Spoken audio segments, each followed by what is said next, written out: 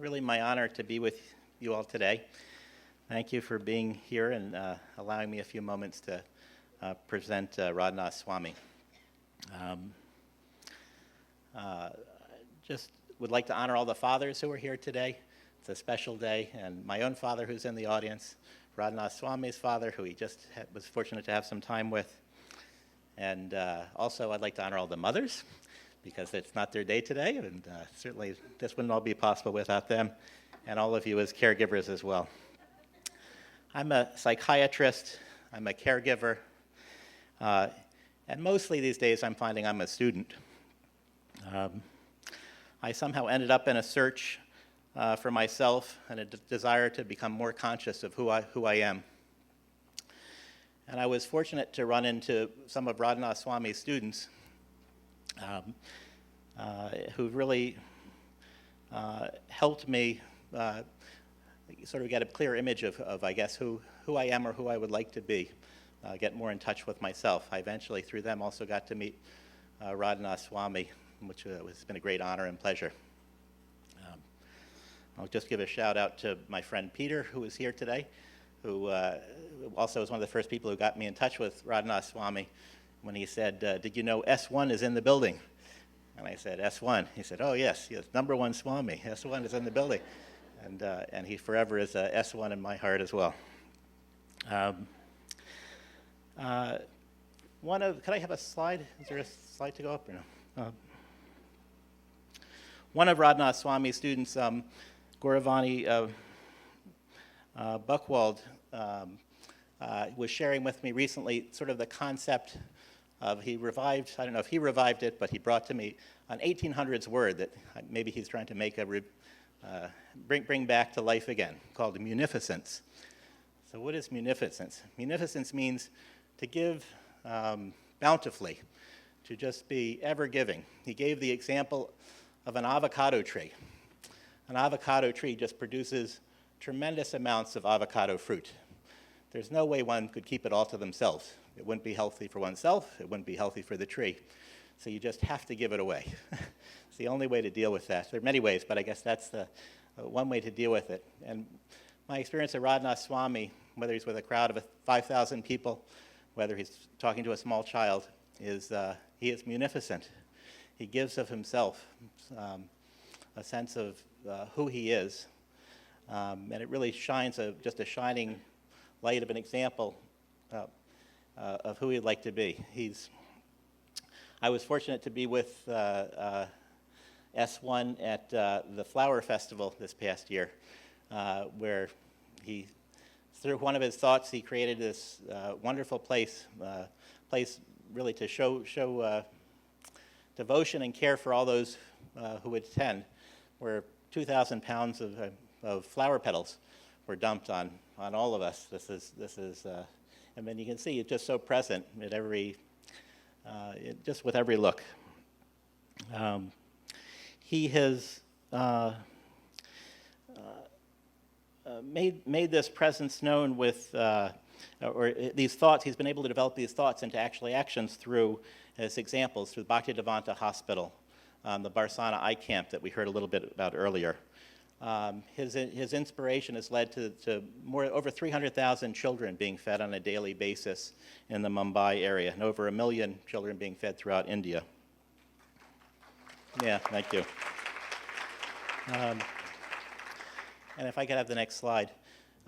Two of his students who have been my teachers shared this Waldo Emerson quote with me, Hari Prasad and Radhanath. I'm very grateful to them. And the quote I'd like to share with you is, sow a thought and you reap an action. Sow an act and you reap a habit. Sow a habit and you reap a character. Sow a character and you reap a destiny. And I'm grateful for the thoughts that Radhanath Swami has helped to sow in me. And I hope you all are a fertile field today to be able to receive some of these thoughts that he will share with us today. Thank you, and please welcome His Holiness Radhanath Swami, S1.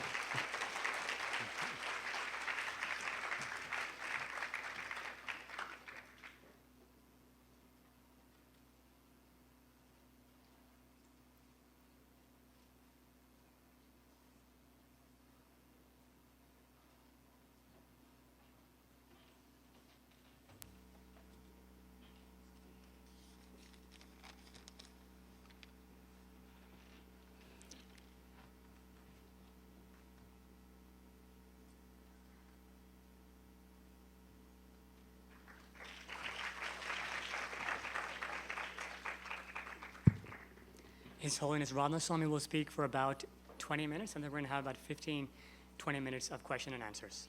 Thank you.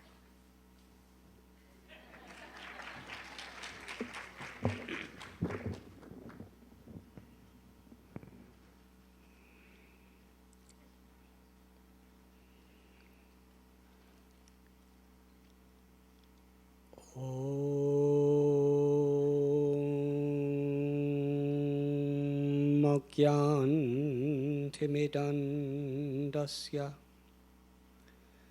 Jnananjanachalakaya chakshurun milidham jena Tasmai Sri Gurave Namaha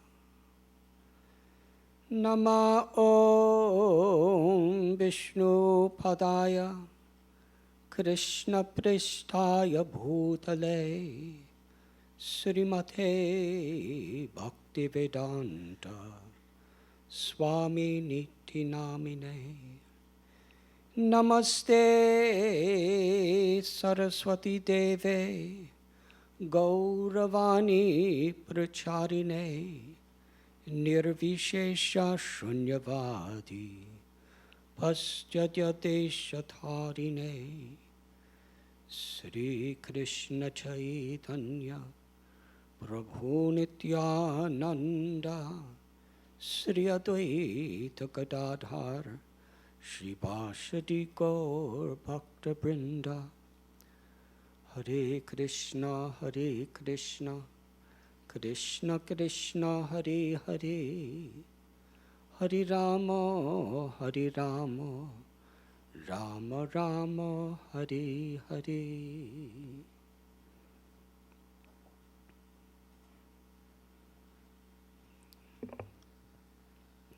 It is truly an honor and pleasure to be with all of you today. Thank you for being here.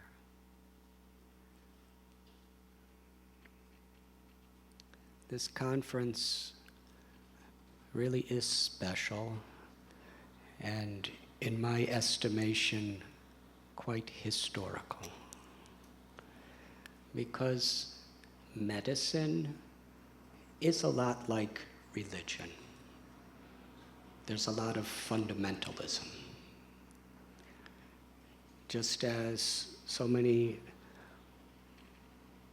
spiritual paths that are trying to bring people to spiritual health claim that they are the only way and that everyone else is dangerous. The same thing is there with various healthcare schools.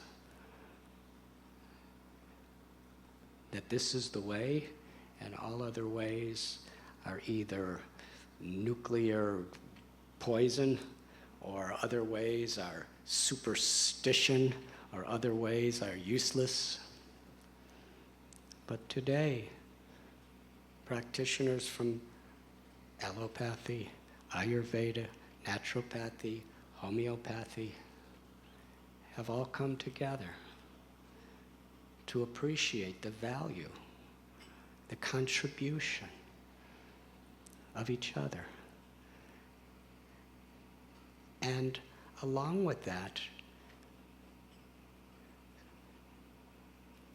practically everyone who has spoken and everyone has come has a spiritual path and sharing their conceptions of spirituality, sharing their conceptions of God.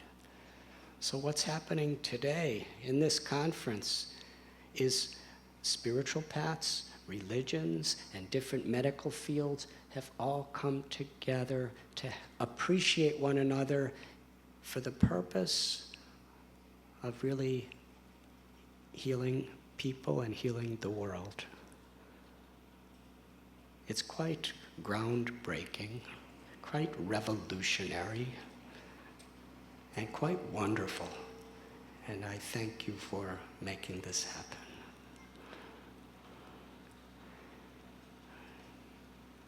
Our Bhaktivedanta Hospital recently went to Nepal after that devastating earthquake. Of course, there were so many killed and so many injured, mostly with orthopedic problems of broken limbs. But not only that, but people had family members killed. Sometimes their parents, sometimes their children, sometimes brothers, sisters, friends. And not only that, but so many had all their property destroyed. And I doubt if a single one of those persons had property insurance. If your house and your little shop is destroyed, you have nothing left in your life. So when our doctors and other volunteers went to Nepal, yes, they were giving inoculations for possible diseases. We had Ayurvedic doctors and homeopathic doctors and allopathic doctors, and they were putting casts on people and putting limbs back together. But what the people really appreciated the most was the spiritual care. Because more than broken limbs, there were broken hearts. There was starvation. Not only starvation of the belly, but starvation of the heart. And actual holistic healing is inclusive of the body and the mind and the soul. When people were reminded that your loved ones are not dead, they've passed on to another place. They're still living, and through your connection with God, you can keep a connection with them. And this was not just something to pacify. This was based on eternal spiritual truths. And when people actually cared about them, it actually helped to heal the body, the mind, and the soul. And most interesting thing about it, some of these people who were so grateful for what they were given, they wanted to help others. And I was called in America by some of our doctors when they came back to Mumbai that there were people who lost relatives, who lost all their property, but they were so grateful and happy for the opportunity to serve other people who were in the same situation. They were taking the doctors house to house or tent to tent. They were giving food to people that were hungry. They were chanting beautiful spiritual mantras to inspire people's heart and give them hope. What they were receiving, they were sharing with people who were suffering just like them. And that was such a joy. It gave such meaning and fulfillment in the darkest moment of their life. And these people from Bombay, they knew that they were going to be going back after leaving Nepal to their nice, comfortable apartments or homes. And they would have nice food, and their family was waiting for them. But the doctors and the volunteers told me that these people who learned the art of giving, they were in a very much happier state than the people from Bombay. What is healthcare?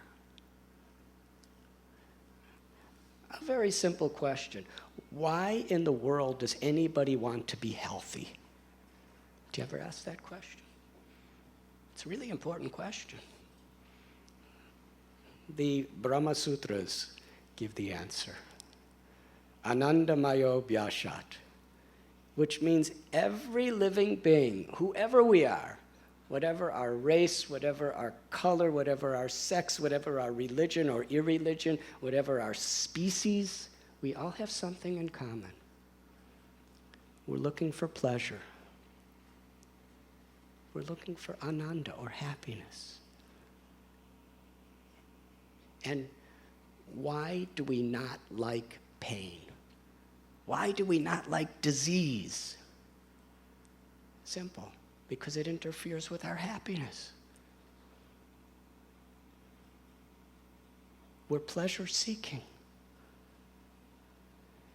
We have physical health, then there's mental health, and there's also spiritual health. A person could be very, very fit physically, but extremely miserable due to a mental condition. That's not good health. Spirituality, when it is actually properly understood in a more universal conceptualization and then realization, is holistic. There's a beautiful verse in the Bhagavad Gita. When I first heard this verse, it really transformed my life. Because I saw so much disparity and so much conflict and so much judgmentalism and egoism among different people of different races and different religions and different nationalities and different species. But when I read this verse, I thought, that's it. The Sanskrit is Vidyavanaya Sampani Brahmani Gabihastini Suni Chaiva Swapakecha Pandita Samadarshana. What is knowledge? Now, in many ways, we are trained in our academic world that knowledge is how much data we can store in our brains and how much we could repeat, either through our actions or through our words. But the Bhagavad Gita tells that true knowledge, true wisdom, is based on one single principle: the ability to see every living being with equal vision. That is knowledge. If we can't see that, we are diseased by ignorance.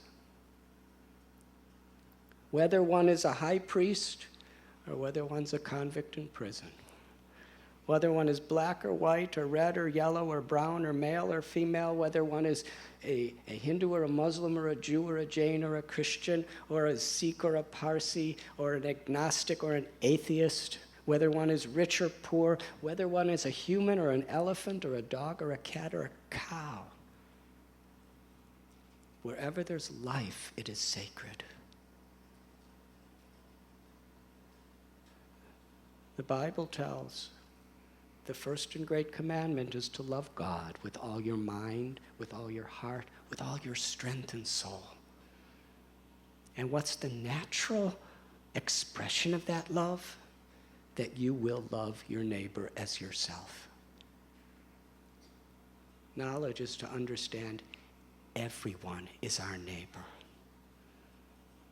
Wherever there's that Atma, that spirit, there is a person like you or me who loves their life and who is looking for pleasure and trying to avoid pain.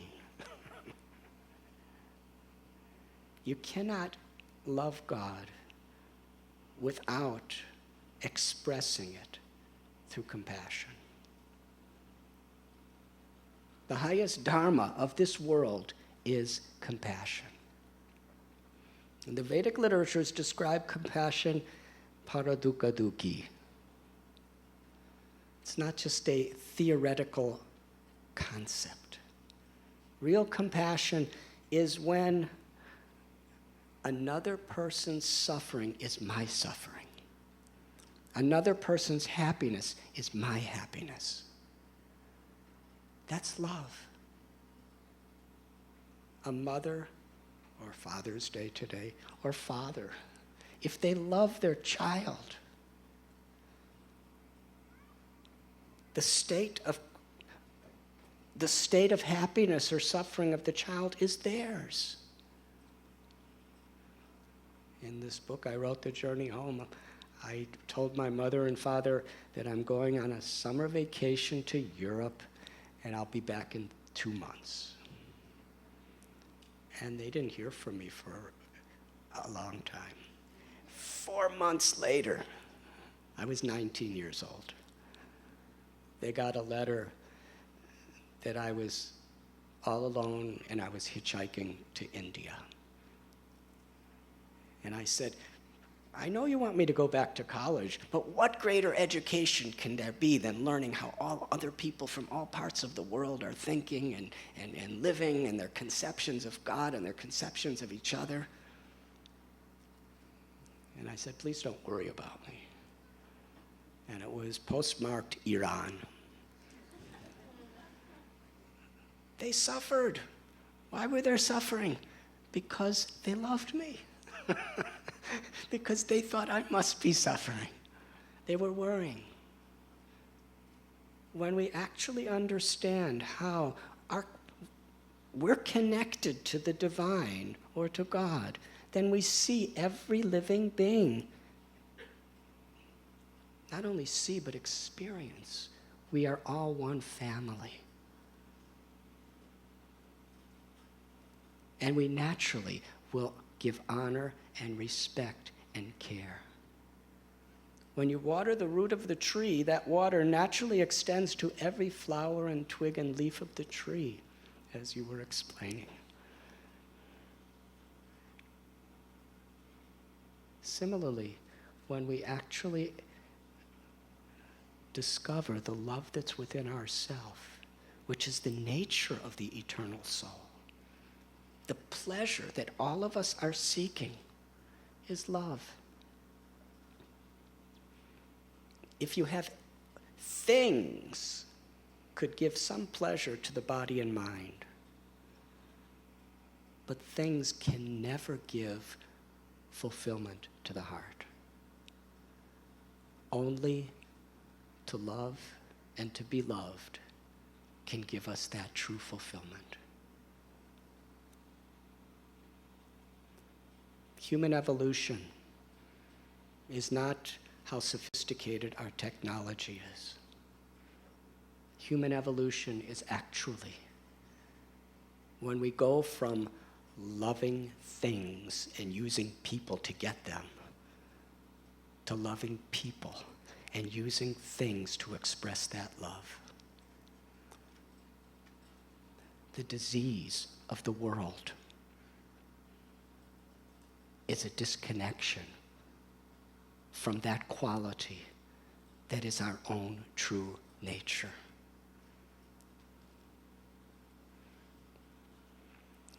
Lord Caitanya was a great avatar. In India, he's considered a great incarnation of Krishna. And there are many books about him. But one little story is he was traveling and he came to a place in South India where a desperate man named Vasudeva came before him. He had the last stages of leprosy. His entire body was completely eaten by this disease, and there were living worms eating him away. Sri Chaitanya came to embrace him. And Vasudeva said, no, don't touch me. There's all pusses and it's infectious and don't touch me. But he reached over and embraced him and squeezed him to his body. And instantly, Vasudeva was healed. His body was beautiful and perfectly healthy. Now you would think someone like that would be really happy. He was not happy.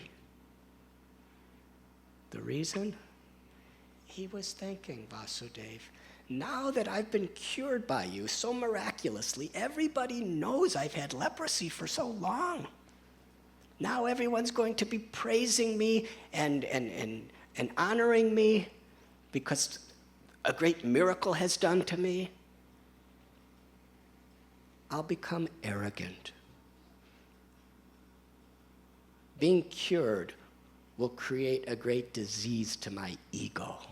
I'll think I'm better than you. You were never cured like this. That was his thinking. He was seeing that health is not just the body, but it's a state of consciousness.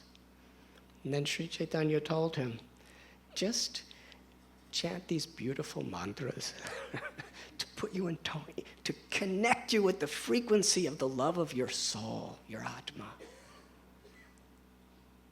And be in a spirit of serving others. Whatever you have received, as it has been explained by so many wonderful speakers today, whatever grace we tune into and receive, be an instrument of that grace with real concern for the welfare of others. And then your ego will never be a problem. You will be in perfect health. I like to tell a story, the Redwood Tree. In California, Northern California, I was in one forest of redwood trees, and I heard from a park ranger the underground secret of the redwood tree. Now, I'm a Swami for the last many, many decades, but still, I was a teenager in the 1960s, and I have an attraction for underground secrets. So I listened very carefully. The underground secret of the redwood tree. These trees, some of them are 1,000 years old. A couple of them were 2,000 years old. And their roots are not so deep. And in that area, there has been over 1,000 years, countless massive earthquakes, storms, blizzards, and they're on mountainous soil that's very loose. How do they survive the storms of life? The roots of the redwood trees grow outward, and as soon as two trees' roots come close to each other, they embrace. They actually wrap around each other and form a permanent bond. In this way, every tree in the forest is directly or indirectly giving support to every other tree. The earthquakes, the storms, when they come, they're all united. United, they stand. And not only do they stand, they keep growing higher and higher and higher and higher and larger and larger. Even when there's forest fires, they keep growing. Unity is their strength. Nature is teaching us that the real strength that we all have is in our compassion for each other. You see, the redwood trees, if their branches interlock, it's not going to help too much. It has to be the roots. What is our roots? The roots of our consciousness is really the affection of our hearts.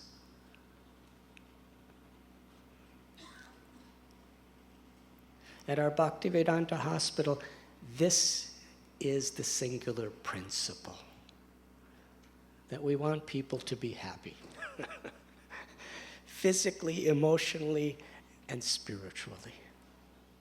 Yoga means union of the body and the mind with the soul, and then the soul with God. And when that is established, then we're naturally united with all other living beings in a spirit of compassion and with nature. We don't have environmental, ecological problems in this world. We have a spiritual problem. We don't respect Mother Earth. We're trying to exploit for our own selfish purpose, and that comes from a disconnection with our true self. So with this principle, Bhaktivedanta Hospital has been formed, and our doctor, Dwarkadish, spoke a little about it. We have most all of the main branches of allopathy, but we have a whole wing for Ayurveda. We have a wing for homeopathy. We have a wing for naturopathy. We have a wing for yoga cure. We have a wing for acupuncture. And they're all working together. One of my friends, he was a very, very famous athlete. And when he was doing his sports, he punctured his lung decades ago. And he was getting massive chest pains for about 15 years. And he was going to top specialists, he told me, in America, in Australia, and in Europe. And they were all giving him different medicines and therapies for his lung puncture.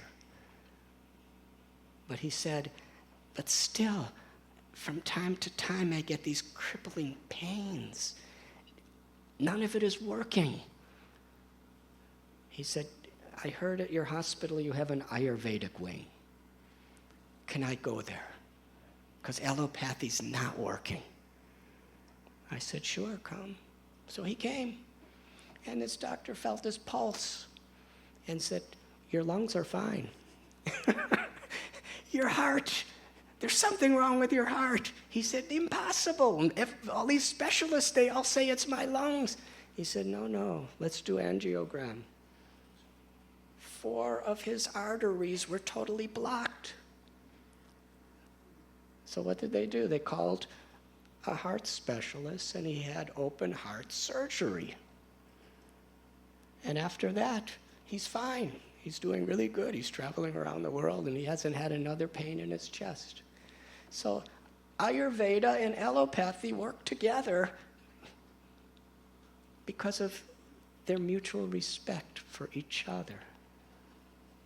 And because it wasn't about my religion or my path of medicine, it was about, do we really care about people?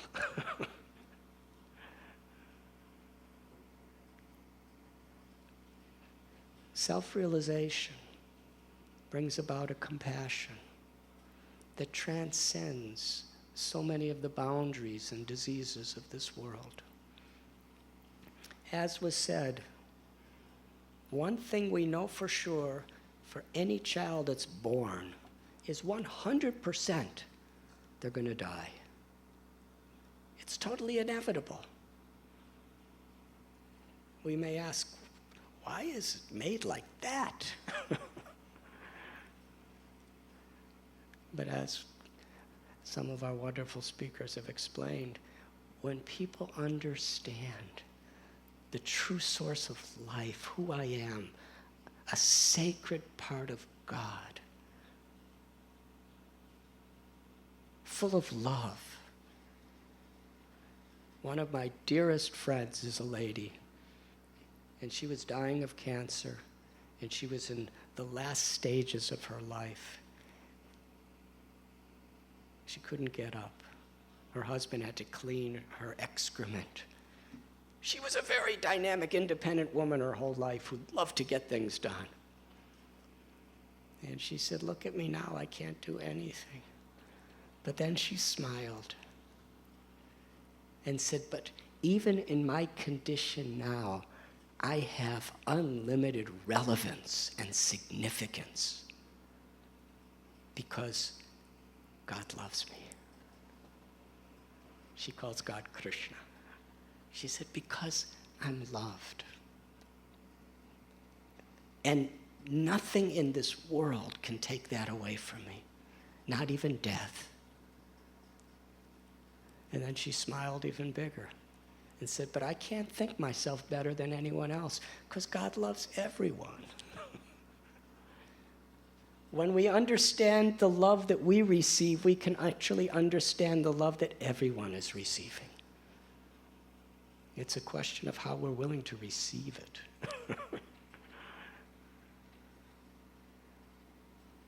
When we tune into the frequency of that higher power, of grace, of compassion, and when we actually become an instrument of that grace,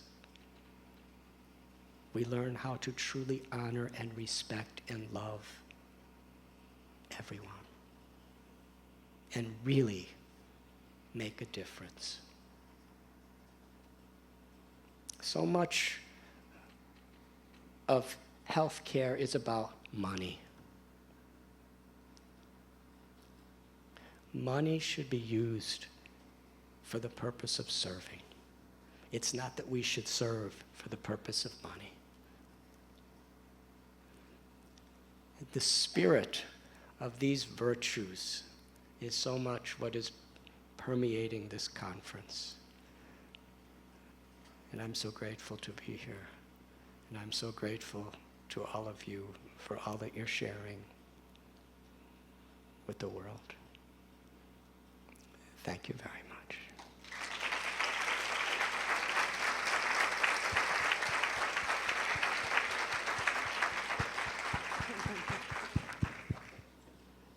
We'd like to open up the floor to questions.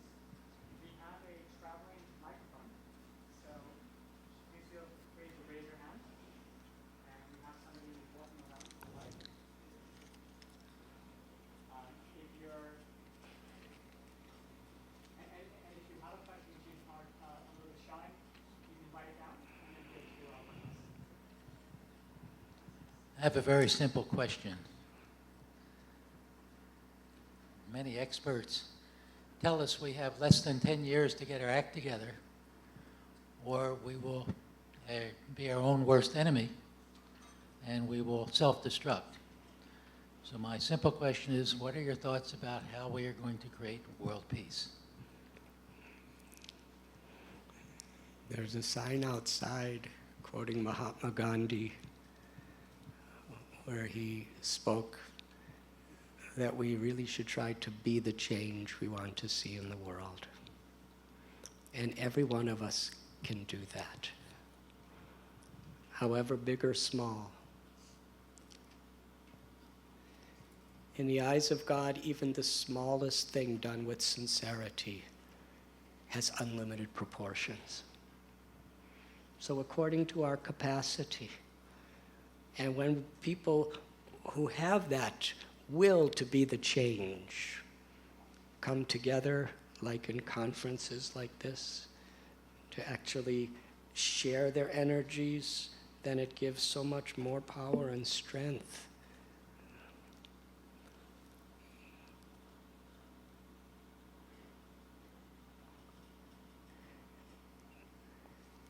Unless we clean our own hearts from arrogance and greed and envy and selfish passions and angers, then we can't really make that type of difference in the world. In other words, we need to become not only physically healthy, but emotionally and spiritually healthy. That's how we can make a change in the world. And then be activists. It's natural to be an activist if you connect with that compassionate spirit that is within all of us. And then, even with all of our differences, when we unite on that common essential purpose of being instruments of compassion, we could make a difference in the world. And it could be miraculous. And in many ways, sometimes it takes almost impossible darkness and almost impossible situations that are looming over us for us to really take it seriously. So in that sense, the condition of the world today, we can take it as an opportunity, not get depressed by it, but become enlivened, that we can come together. Does that answer your question? Yes, absolutely. Thank you. I just think about the role we have of education, though, and I don't think we're naturally given tribal love, and to achieve unconditional global love. I think is an educational process that we haven't taken on for ourselves, and I think that's the next step. We have to do it together. But I think your answer is marvelous. I appreciate it. Thank you.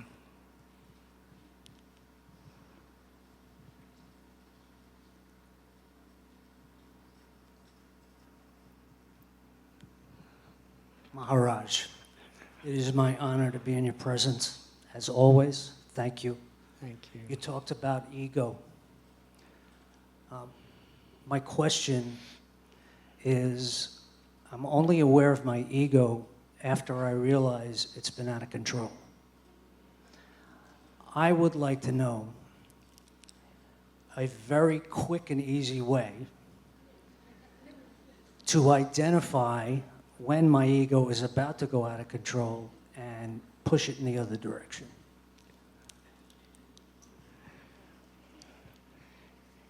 In other words, you want a quick cure for a chronic illness.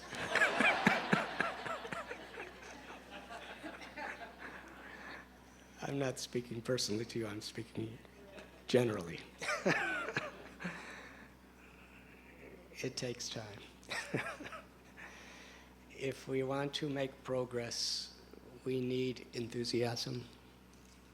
We need faith that we really can, by a grace and a power above ourselves, overcome these shortcomings. And we also require patience. Each doctor, in whatever field, if you give a therapy or a diet or a medicine, the patient needs enough faith that it might work. Otherwise, the patient's not going to take it. And the enthusiasm to do it, the enthusiasm to get better, otherwise they're not going to do it. And they have to have patience, because it's not after 1 or 2 pills or 1 or 2 therapies that they're all right all the time. Conferences like this are important, because when we share our condition with common thinking people and with enlightened people, then we get great hope. So our spiritual path, in our tradition, there's 3 principles: Satsang, Sadhana, and Sadachar. Satsang means to be with people who really inspire us and give us faith that we can get better and we can make a difference. And they also give us a way to do it. And sadhana means to do it. That means we do our yoga practice, we do our prayer, we do our chanting. We actually we put some quality time aside to actually make that inner connection. Because really what spiritual life is, it's not about negation. It's about filling ourselves with such an abundance of grace, of positive energy, that gives us the power to overcome all negativity. That's sadhana. And sadachar means we get the inspiration and the direction from enlightened people and enlightened books. We actually have a spiritual practice to make that inner connection with our own souls and with God. And then sadachar. That means with that strength, we have to apply it according to our capacity. Sadachar means character, integrity. We can all live with integrity if we choose to do so. But the strength we give each other And the strength that we get from within ourselves is required in order to actually live our daily lives with character. Does that answer your question?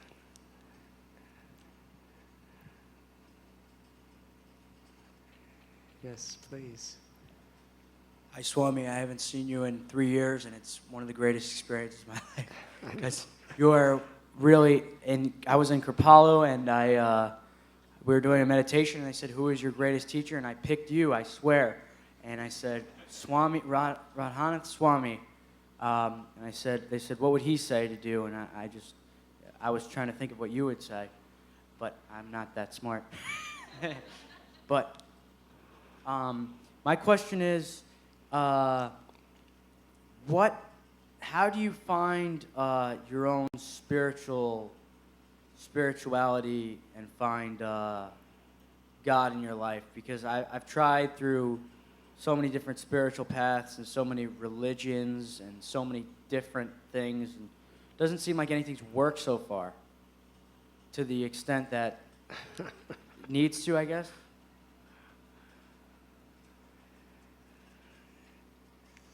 Seek and we shall find. The first thing is that we're sincere. And by that sincerity, by God's grace, we're directed to people who actually can help to enlighten us. And then we have to be willing to open our hearts to receive, as it was explained by a previous wonderful speaker, we begin by our own efforts to make positive changes on a spiritual path, on a moral path, and gradually transformation takes place.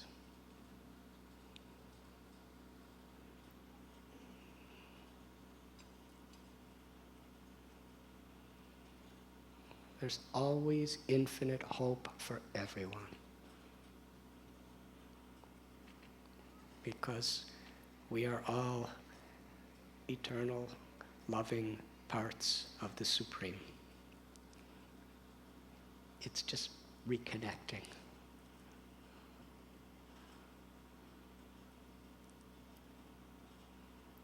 Is there one more question?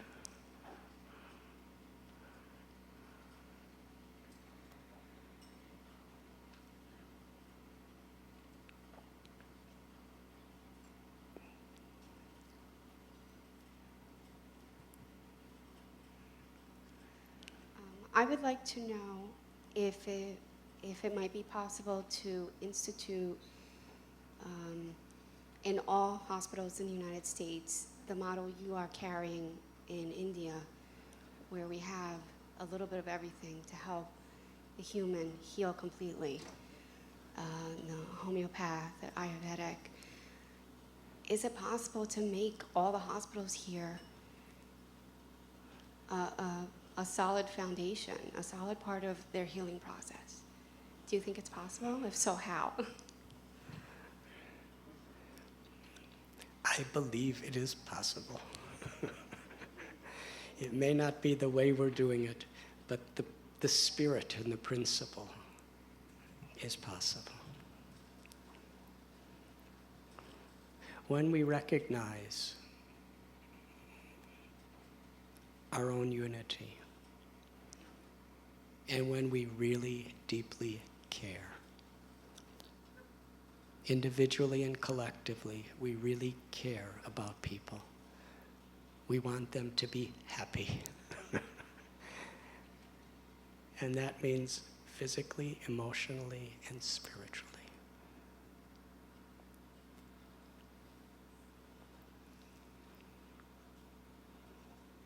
When we connect to the frequency of grace, there's a beautiful, compassionate, loving power that can flow through us that really can perform miracles.